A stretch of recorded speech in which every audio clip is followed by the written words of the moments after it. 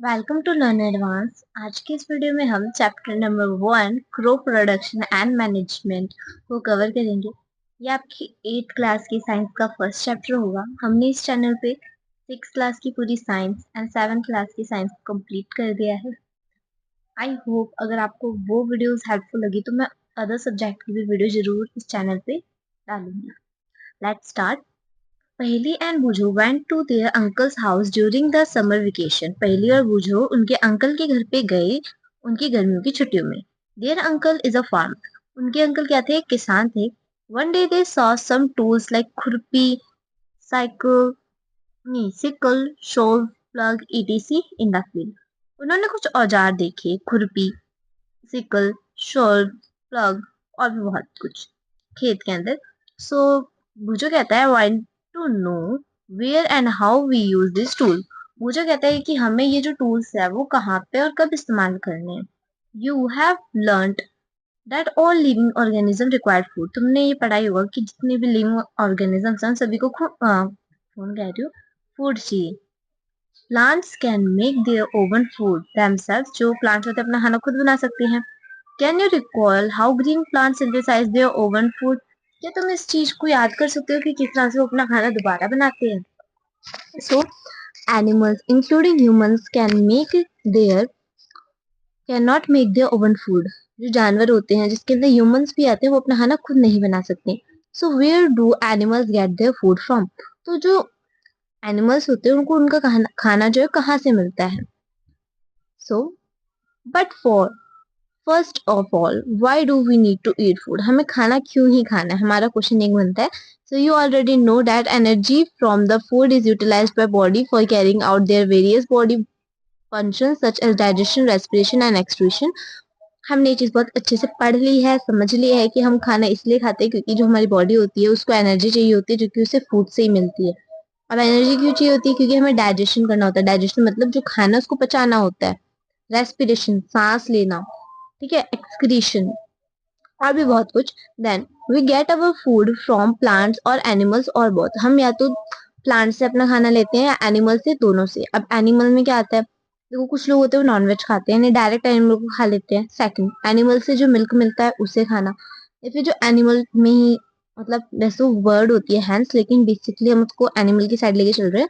तो उससे क्या, हम उसे एग लेके वो खाते हैं, ठीक है। Then since we all need food, तो देखा जाए हम सबको खाना चाहिए। How can we provide food to a large number of people in our country.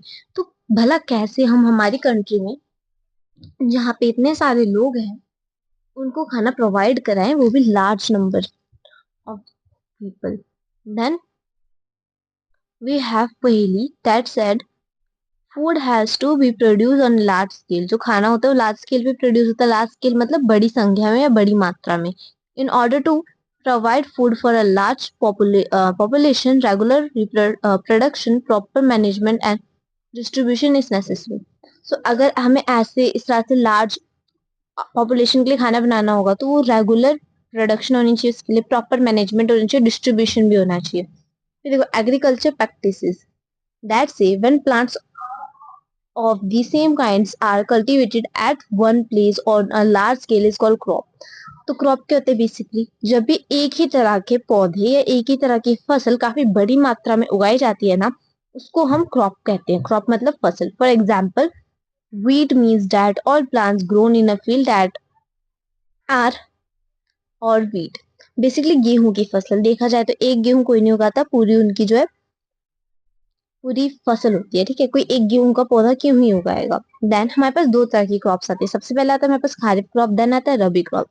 Kharif crop, so the crops which are sown in the rainy season are called kharif crop. वो crop जो कि रेनी सीजन के अंदर उगाई जाती हैं, मतलब बोई जाती है, उनको हम बोलते हैं kharif crops. The rainy season in India is generally from June to September. जो रेनी सीजन होता है वो जून से सितंबर तक का होता है। पैडी, मेज, soybean, groundnut and cotton and kharif crop, ये कुछ एग्जाम्पल हैं, ठीक है। देन हमारे पास आती है रबी क्रॉप।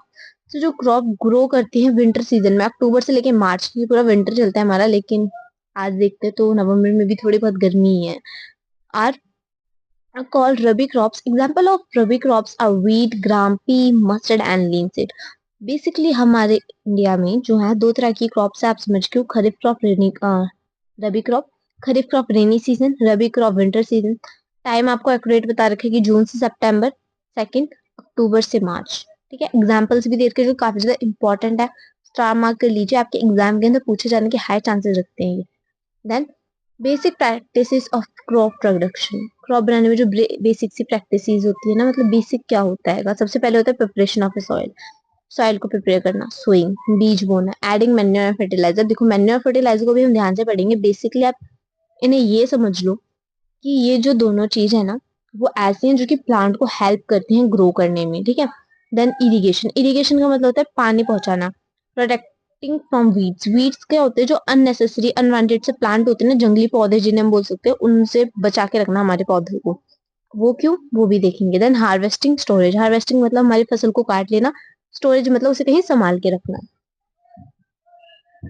तो सबसे पहले हम देखते हैं प्रिपरेशन ऑफ अ सॉइल, की सॉइल जो होती है उसको कैसे हम प्रिपेयर करते हैं। The preparation of a soil is the first step before growing a crop.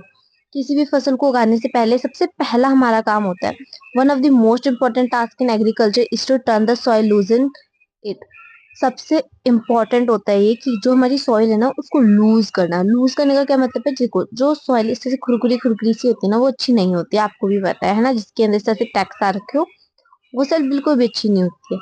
Basically हमें कैसी सॉइल चाहिए होती है, जो एकदम मुलायम सी हो, है ना।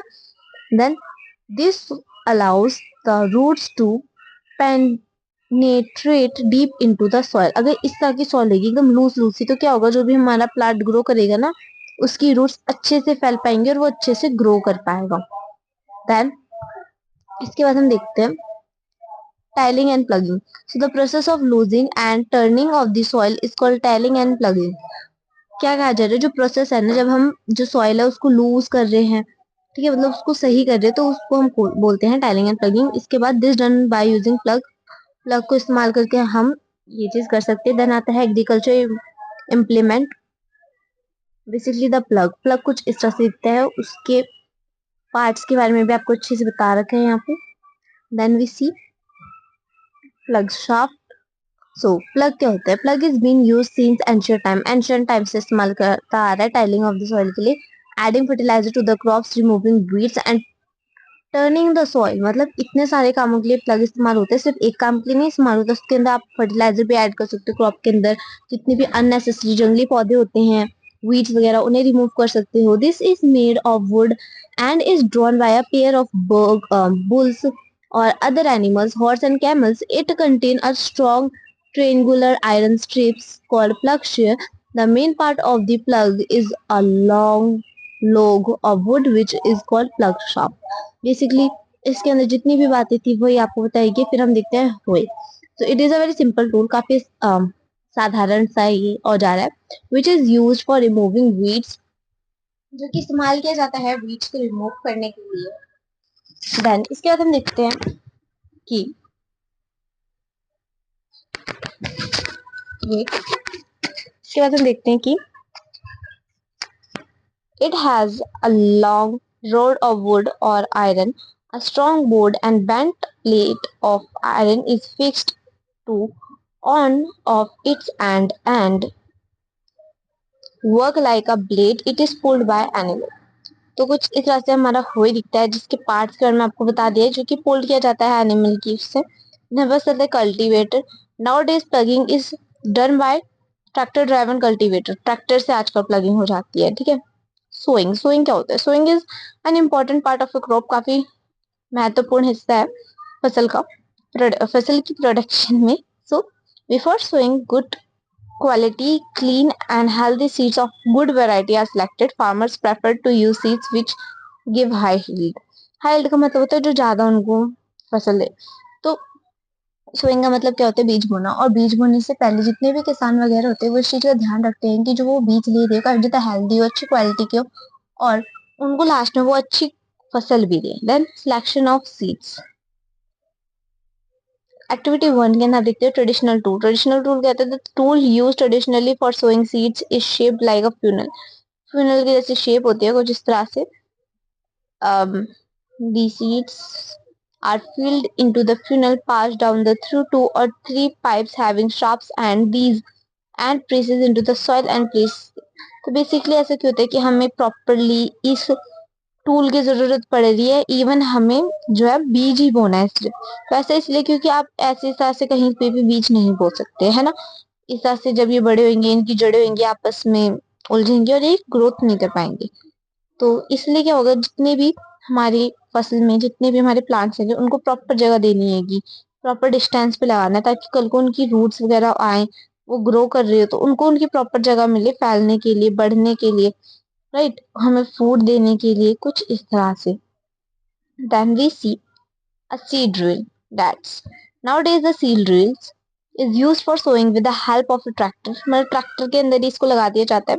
This sows the seeds uniformly, uniformly का मतलब एक ही तार में, ठीक है, at equal distances and depth, depth का मतलब गहराई। क्योंकि देखो कभी कभी होता है कि आप जो है मिट्टी के अंदर यहाँ पे सीड डाल रहे हो, बो रहे हो, यहीं पे आप बहुत ज्यादा गहरा गड्ढा करके यहाँ पे बो रहे हो तो वो नहीं होगेगा, है ना।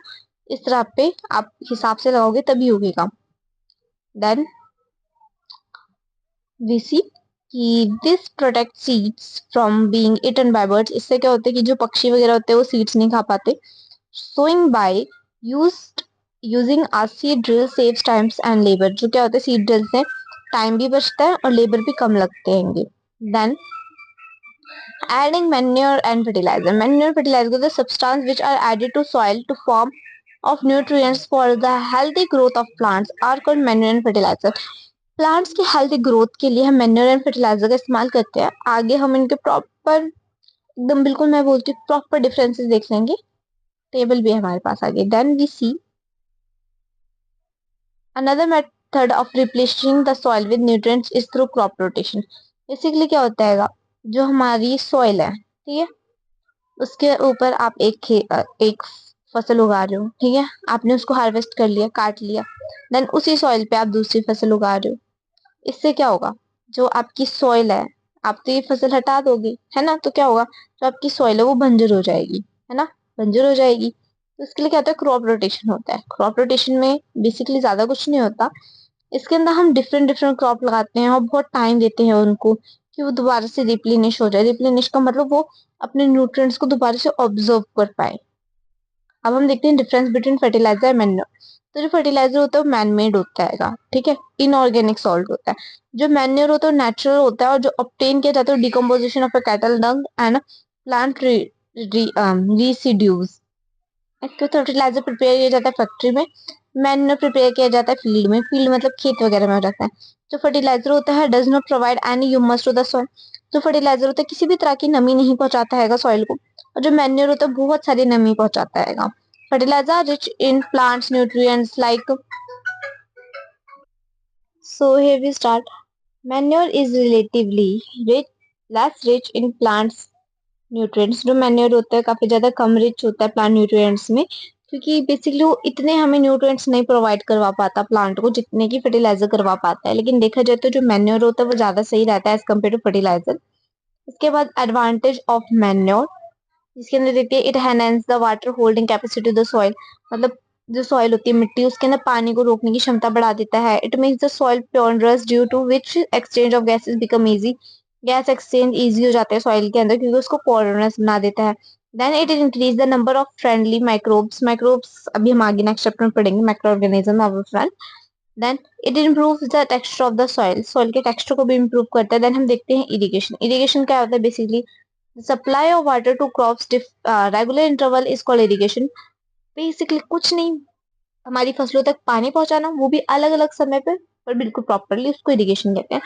कुछ सोर्सेज होते हैं इरिगेशन के, जैसे wells, tube wells, ponds, lake, river, dams and canals. कहने का मतलब है कि हमें इरिगेशन पानी जो हम पहुंचा रहे हैं कहाँ से पहुंचा सकते हैं, कुओं से पहुंचा सकते हैं, ट्यूबवेल से पहुंचा सकते हैं, पॉन्ड्स, नदियां, रिवर, डैम्स, ईटीसी, ठीक है। Then we see traditional method of irrigation. Traditional method, so traditional method में क्या आता है, मेरे पास मोट आता है, that is pulley system and chain pump.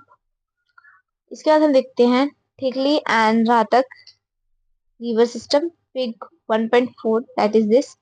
इसके बाद हम देखते हैं मॉडर्न मेथड। मॉडर्न मेथड के अंदर हमारे पास क्या आता है, sprinkle system and drip system, जो कि इतना इंपॉर्टेंट है एग्जाम के पॉइंट ऑफ व्यू से कि आ ही सकता है। स्प्रिंकल सिस्टम में क्या होता है, basically this system is more useful on the uneven land where sufficient water is not available। Sprinkle system कहाँ पे काम आता है, जब अनइवन से लैंड हो, पानी की भी कमी हो, ठीक है। The perpendicular pipes having rotating nodules on the tops are joined to the main pipes at the regular interval. When water is allowed to flow through the main pipes under the pressure, the help of the pump, it escapes from the rotating nozzles to get sprinkled on the crop. As if it is running, sprinkler is very useful for laws, coffee plantations and several other crops. तो basically क्या होता है, fig 1.5 इस चीज को अच्छे से बताती है।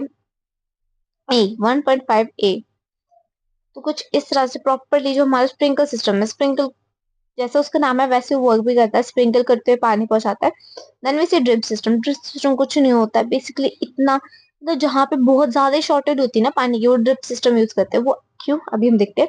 इन this system the water falls drop by drop directly near the root, this is called drip system. Drip system क्या होता है, जो पानी है ना इस पाइप से क्या जाएगा, अंदर ही अंदर जाएगा, मतलब और बिल्कुल ना उसकी जड़ के पास, मतलब अंदर तो नहीं बोलूंगी, मतलब जड़ के ऊपर ड्रॉप बाय ड्रॉप पानी डलता है। इससे क्या होता है, पानी बिल्कुल भी वेस्ट नहीं होता। तो बेस्ट टेक्निक है watering fruit plants, gardens and trees, and water is not wasted at all, जो कि मैंने बात कही आपको।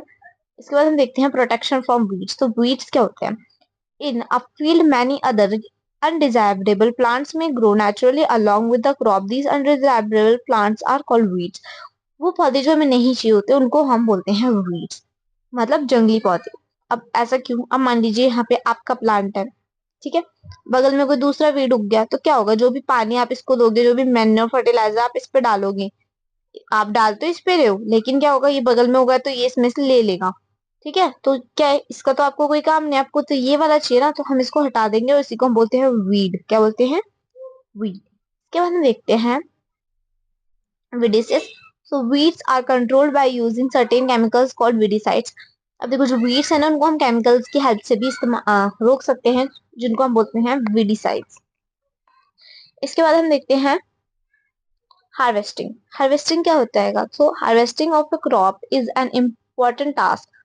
काफी ज्यादा महत्वपूर्ण कार्य होता है। The cutting of crops after it is mature is called harvesting. हमारी क्रॉप को कट करना जब वो बड़ी हो जाए, चाहे वो जब पक जाए, उसको हम हार्वेस्टिंग बोलते हैं। और हार्वेस्टिंग के लिए भी बहुत सारे होते हैं, जैसे सिकल का इस्तेमाल करना, थ्रेशिंग।